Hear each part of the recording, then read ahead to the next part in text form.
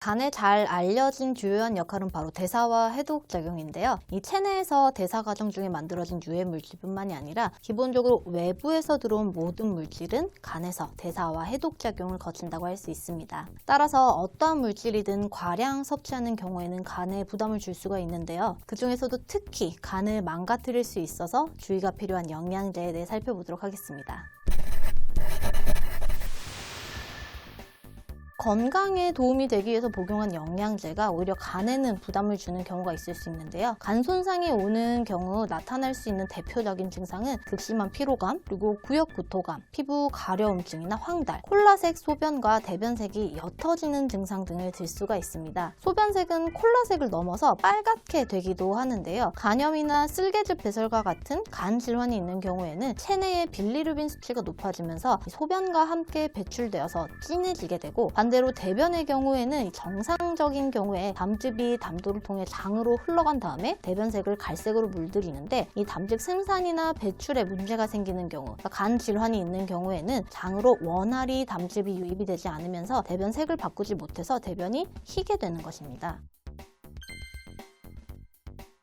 흔히 접하는 비타민에도 간을 망가뜨리는 성분이 있습니다. 바로 비타민 A와 비타민 B3인 나이아신입니다. 지용성 비타민인 비타민 A는 간에 저장되기 때문에 비타민 A를 과잉 섭취했을 때는 간독성이 나타날 수 있습니다. 실제로 보건복지부와 한국영양학회에서 발간하는 2015년 한국인 영양소 섭취 기준에서는 성인의 비타민 A 상한 섭취량 산출 시에 간독성이 나타나는 용량을 기준으로 상한 섭취량을 적용하고 있기도 합니다. 비타민 B3로 알려진 나이아신은 니코틴산과 니코틴산 아미드의 형태로 시중에 제품들이 나와 있습니다. 니코틴산의 경우는 1일 상한 섭취량이 35mg으로 되어 있는데요. 과량 복용했을 시에는 간독성뿐만이 아니라 오심구토, 설사, 가려움증, 두통, 안면 홍조 등의 부작용이 나타날 수 있는데 반해 니코틴 아미드산의 형태는 하루에 3000mg 이상 섭취를 했을 때 위장관 장애나 간독성이 나타날 수 있어서 1일 상한 섭취량이 1000mg으로 설정이 되어 있습니다. 종합 비타민 등의 영양제는 일반적으로 니코틴산 아미드의 형태로 50 내지 100mg 정도를 함유하고 있습니다.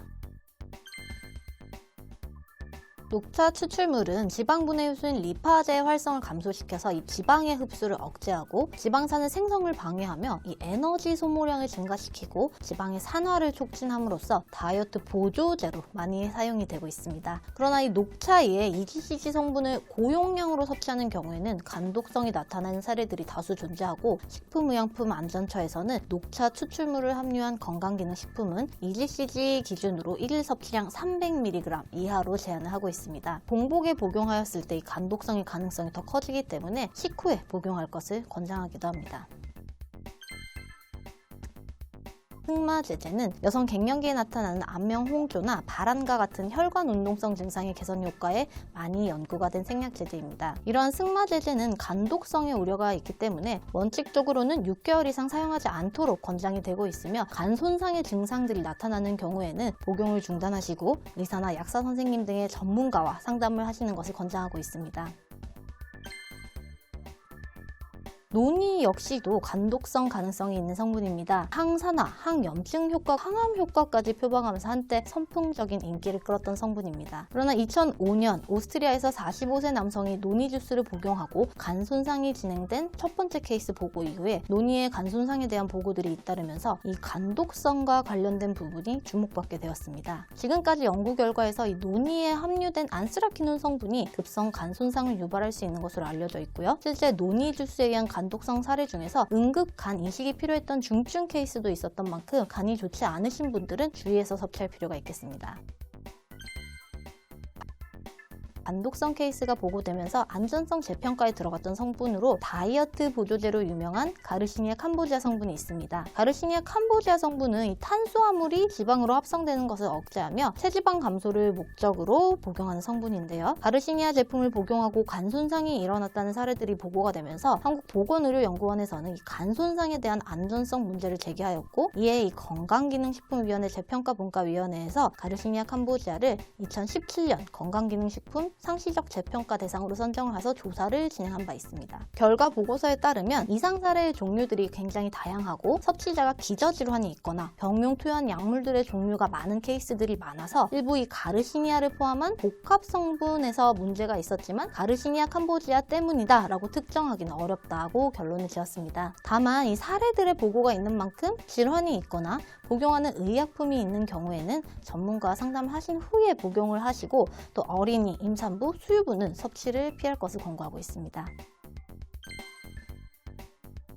이러한 영양제로 인한 간 손상은 생산 공정상에 문제가 있는 생약 성분을 복용하였거나 임의로 과량 복용하여서 문제가 되는 경우가 대부분입니다. 또한 평소에 음주를 즐기거나 비만으로 인한 비알코올성 지방간이 있는 경우에도 쉽게 간 손상이 올 수 있으며 타이레놀과 같이 간에 부담을 줄 수 있는 의약품을 함께 복용 중인 경우에도 주의가 필요하겠습니다. 따라서 평소에 본인이 복용하고 있는 의약품과 건강기능식품에 대해서 인지하고 새로운 영양제를 복용하고자 하실 때에는 현재 복용 중인 모든 약과 식품 등을 전문가와 상담한 후에 안전하게 복용하시는 습관과 유산소 운동 등을 통해서 적절한 체중을 유지하고 절주, 그리고 간에 부담을 줄 수 있는 날 음식들을 과도하게 복용하지 않는 등의 습관이 도움이 될 수 있습니다. 이상 간을 망가뜨릴 수 있는 영양제에 대해서 알아보았습니다.